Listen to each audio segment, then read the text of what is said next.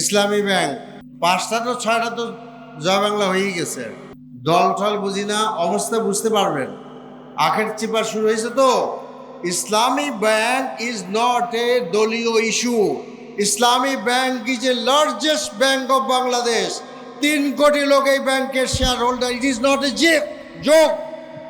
এটা জোক না। আপনি পারলে জোগাড় করে দেখেন। জামাত ইসলামী তার নেতৃবৃন্দ যারা ব্যাংকের নেতৃত্ব দিচ্ছেন, তাদের দিয়েছেন, তাদের প্রতি জনগণের অগাধ আস্থার কারণে এত লোক ব্যাংকের শেয়ার হোল্ডার হয়েছে। আজকে আপনারা আমাদের বলছেন যে আপনারা একটা ব্যাংক করেন না কেন? জলিল সাহেব ইসলামী কমার্শিয়াল ব্যাংকের চেয়ারম্যান ছিল না আওয়ামী লীগের? কে ছিল কি না? তো তাহলে সেই ব্যাংকটা আওয়ামী লীগের হয়ে যায় নাই? আরও বহু লোক তো ব্যাংকের চেয়ারম্যান। আমরা লুটপাট করছি কিনা সেটা বলেন। এইভাবে আমাদের সমস্ত কিছু ধ্বংস করে দেওয়া হচ্ছে। এবং দেখেন, আজকে আমার ছেলেরা আগেই বলছিলাম যে কি বলছিলাম তাও তো বলতে পারবো না, ঝামেলাস। ইসলামী ব্যাংকে টাকা নেই এটিএম বুথে। হ্যাঁ হ্যাঁ হ্যাঁ, যে ব্যাংক সমস্ত ব্যাংককে লোন দিছে, সমস্ত ব্যাংকগুলোকে লোন দিছে, how A biggest liquidity bank, যাদের এত টাকা ছিল, তারল্য ছিল এত, আজকে হাসিনার চিপায় আর এখন নতুন চিপায় খাইয়া ইসলামী ব্যাংক অবস্থা খুব খারাপ। হ্যাঁ, তো কাজেই আমরা সামনে বাজেট, আমরা আমাদের বাজেট সম্পর্কে কথা বলবো, আপনারা জানতে পারবেন। দেশের পরিস্থিতি খুবই খারাপ। বাজেট সেশন শুরু হচ্ছে। বাংলাদেশের মানুষের ভাগ্য আকাশে অনেক বড় মেঘ জমে আছে, বিরাট ঋণের বোঝা। এবং এই বছরে আমরা শুধু সুদের টাকা দিতে হবে আমাদেরকে, তাতেই অবস্থা খারাপ। আগামী বছর থেকে সুদ আসলে দিতে হবে। সব মিলিয়ে অবস্থা খুব খারাপ। কিন্তু আমরা যেটা দেখতে পেলাম যে শুরুতেই সরকার সুশাসন কায়েমের দিকে গেলেন না। আমরা এখনো আশাবাদী হতে চাই, কারণ জুলাই সনদের মাধ্যমে, গণভোটের মাধ্যমে প্রায় 70% লোক একটি শাসনতান্ত্রিক সংস্কারের পক্ষে রায় দিয়েছিল। জনগণের রায়ের উপরে তো কোনো কথা নাই। নানান রকমের আইন কানুনের কথা বলে তো লাভ নাই। নজরুলের একটা বিখ্যাত কথা আছে আর কি, তিনি বলেছেন যে বড় বড় কথা আসে না মাথায়, বন্ধু গো বড় দুঃখে, অমর কাব্য তোমরা লিখিও যারা আছো মহাসুখে। তো কাজেই যারা আমরা মহাসুখে আছি, কাব্য চর্চা করার সময় আমাদের হয় মিনিটে প্রায় 1.5-2 কোটি টাকা, 2 লক্ষ টাকা খরচ হয় সংসদে, বা কিছু কম। কিন্তু সেখানে বেশি যদি দেশের মানুষের জন্য আমরা ভালো কিছু করতে না পারি, তাহলে লোকেরা আমাদেরকে আলাদা ভাববে কেন? সে বিষয়টা বড়। আবু সাইদ থেকে শুরু করে মুগ্ধ পর্যন্ত জাতিসংঘ স্বীকৃত 1400 শহীদ, 35,000-এর বেশি আহত। আমি গত মাসে ব্যাংককে ছিলাম কিছুদিনের মধ্যে, সপ্তাহখানেকের জন্য। জুলাই যোদ্ধা আহতদের দেখতে গিয়েছিলাম আমাদের ভেস্তানি হাসপাতালে।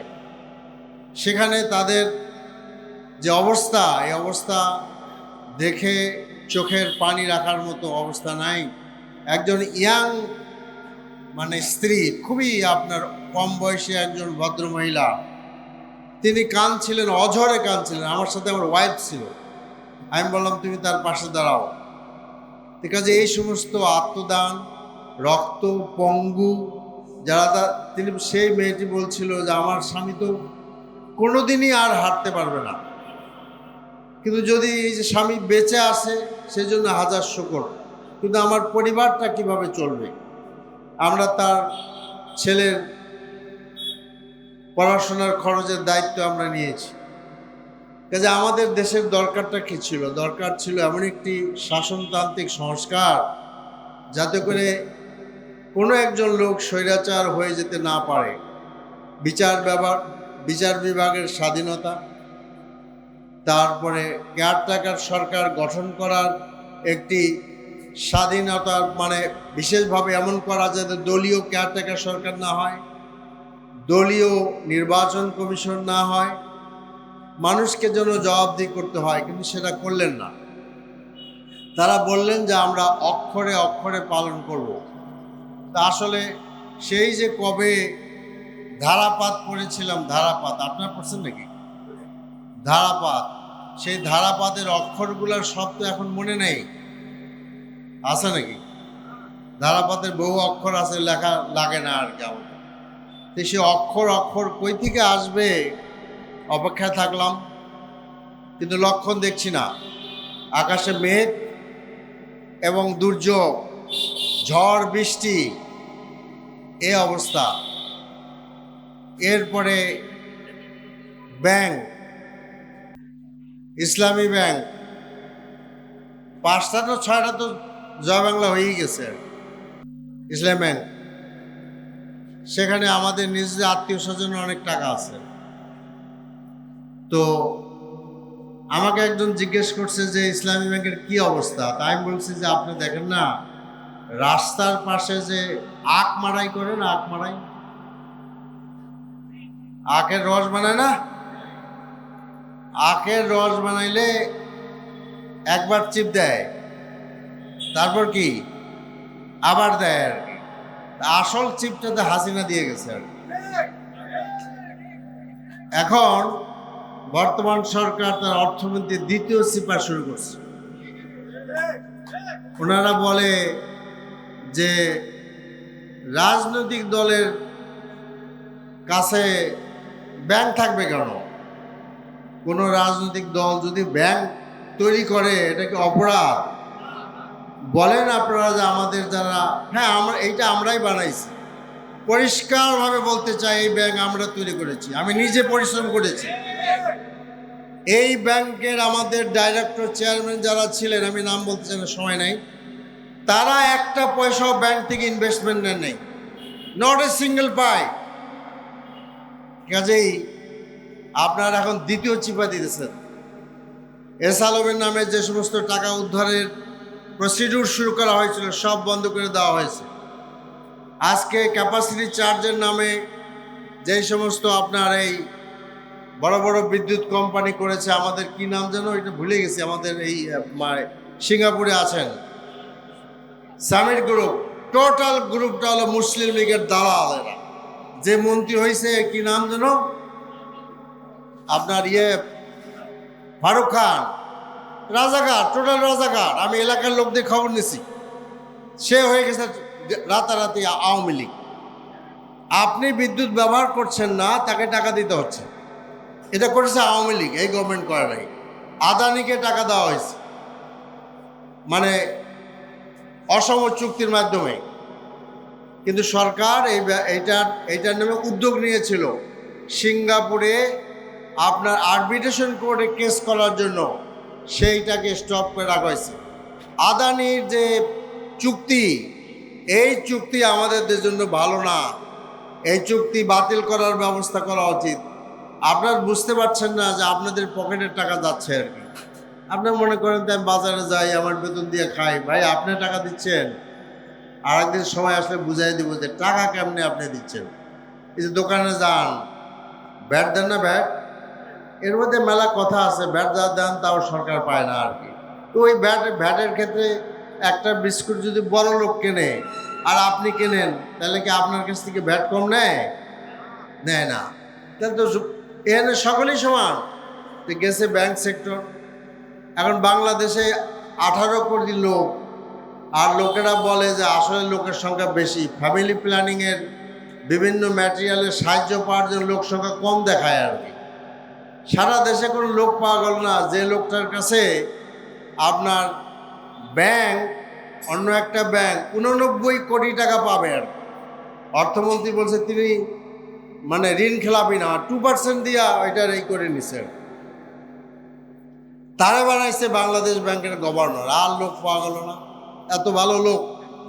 এখন ইসলামী ব্যাংকের চেয়ারম্যান বানাইছে যে বাংলাদেশ ব্যাংকের গভর্নর, ডেপুটি গভর্নর ছিলেন, তার নামে দুর্নীতির অভিযোগ আছে, তার ওয়াইফ ঋণ খেলাপি। হ্যাঁ, আর লোক পাগল না? বিএনপিতে এত বড় দল, বিএনপি আর লোক নেই? আচ্ছা, দলের লোকই দেন, আপনার আব্বার লোক দেন। আপনার, আমি দল ঠল বুঝি না ভাই।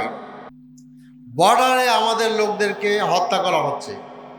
পশ্চিমবঙ্গে থেকে আপনার মুসলমানদের ধরে ধরে প্রতিদিন বাংলাদেশ ঢুকানোর ব্যবস্থা করতেছে, তারা নাকি ইন্ডিয়ান লোক না।